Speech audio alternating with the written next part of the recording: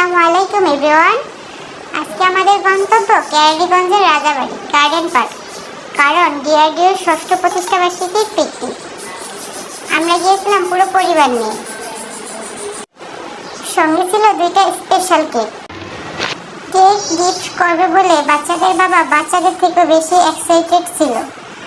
আমি তখন টেনশনে, এত মানুষের আয়োজন, সবাই কি কেকটা পছন্দ করবে। তার উপরে আবার কেকের উপরে এডিবল লোগো বসানো হবে ডিআরডিওর। এই সুগার ফটো বসালে কেকটা ফ্রিজে রাখা যাবে না, ফ্যানের বাতাসও দেওয়া যাবে না, মানে কেকটা পাহারা দিতে হবে ভিআইপির মতো। টানা 2 রাত ঘুমাইনি, ফজরের নামাজ পড়ে আবার কেক বানাতে বসেছি। কেক ডেলিভারি না হলে মনে হয় ঘুম আসেই না।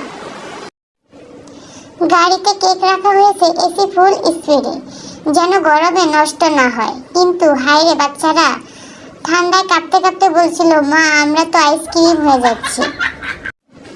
অবশেষে পার্কে পৌঁছালাম।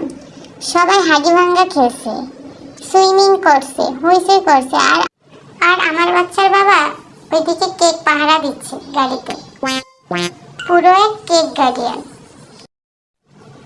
যাই হোক, অবশেষে স্টেজে কেক উঠলো, হাতে বানানো এডিবল ফুল সাজানো হলো, সবাই ছবি তুলতে লাগলো। আরে বাহ, আমাদের কেক নাকি পুরো অনুষ্ঠানের সেন্টার অফ অ্যাট্রাকশন হয়ে গেল। সবাই কেক খেয়ে বলল মজা হয়েছে। আমার তখন মনে হলো আলহামদুলিল্লাহ, 2 রাতের ঘুম না যাওয়ার সার্থকতা মিলল। ডিআরডিও মানে ঐক্য আর একতা, একজনের বিপদে আরেকজন ঝাঁপিয়ে পড়ে সাহায্য করা, সবাই মিলে এগিয়ে যাওয়া, এটাই আসল পরিবার। আরেকটা কথা মনে রাখবেন, ড্রাইভার ছাড়া আমরা কোথাও পৌঁছাতে পারতাম না। ড্রাইভাররা শুধু গাড়ি চালায় না, তারা আমাদের যাত্রার নিরাপত্তার দায়িত্ব নেয়। তাই তাদের সবসময় ভালো চোখে দেখুন, সম্মান দিন। 2019 সাল থেকে Dhaka ride sharing drivers union কাজ করছে ড্রাইভারদের সচেতন করতে, নিয়ম মানতে, উৎসাহ দিতে আর যাত্রীদের নিরাপদ সেবা নিশ্চিত করতে। তাই ড্রাইভারদের প্রতি সম্মান দেখানো মানে আসলে আমাদের জীবনকে নিরাপদ করা।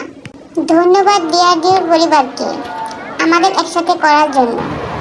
ষষ্ঠ প্রতিষ্ঠা বার্ষিকীর শুভেচ্ছা, সামনে আরও সাফল্য আসুক ইনশাল্লাহ। ডিআরডিওর পরিবারকে জানাই আন্তরিক শুভেচ্ছা ও অভিনন্দন।